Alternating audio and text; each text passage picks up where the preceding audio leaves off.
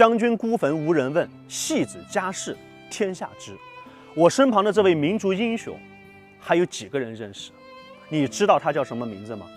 他66岁还带兵上阵杀敌，保家卫国。他就是民族英雄、抗英名将陈化成。英国人曾经说，不怕江南百万兵，只怕一人陈化成。这里呢，就是陈化成的陵墓，位于厦门市金榜山下的一个破旧的小区内。几乎很多的中国人现在已经都不知道他了。今天我们就来讲一讲这位不该被遗忘的英雄的故事。陈化成是福建同安人，是一个行伍出身。因为生长在福建沿海，从小就练就了一身好的水性。16岁的时候，跟随自己的伯父去台湾谋生。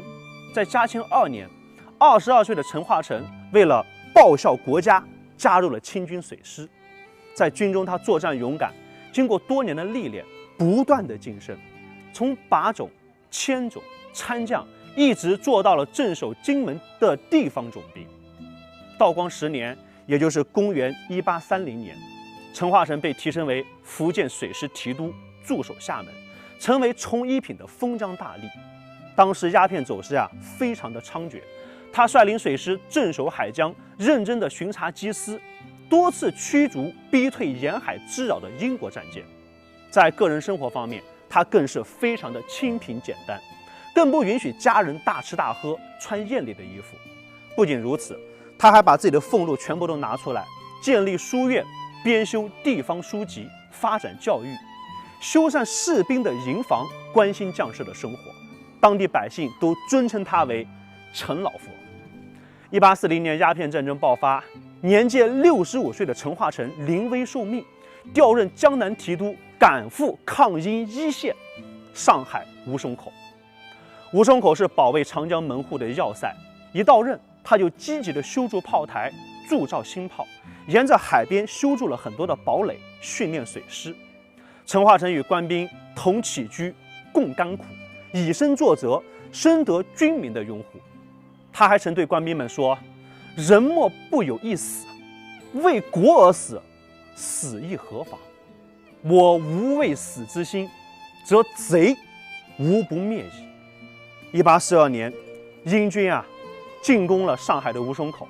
66岁的他亲登西炮台指挥作战，可就在英军攻下了东炮台的时候，守军不战溃逃。登陆的英军占领东炮台后，由背面向西炮台包抄过来。陈化成腹背受敌，孤军无援。他与西炮台80多位将士浴血奋战，最终因寡不敌众，身中数弹，壮烈殉国。直到12天后，他的遗体才被找到。甚至从遗体上还取出了数十枚的弹片。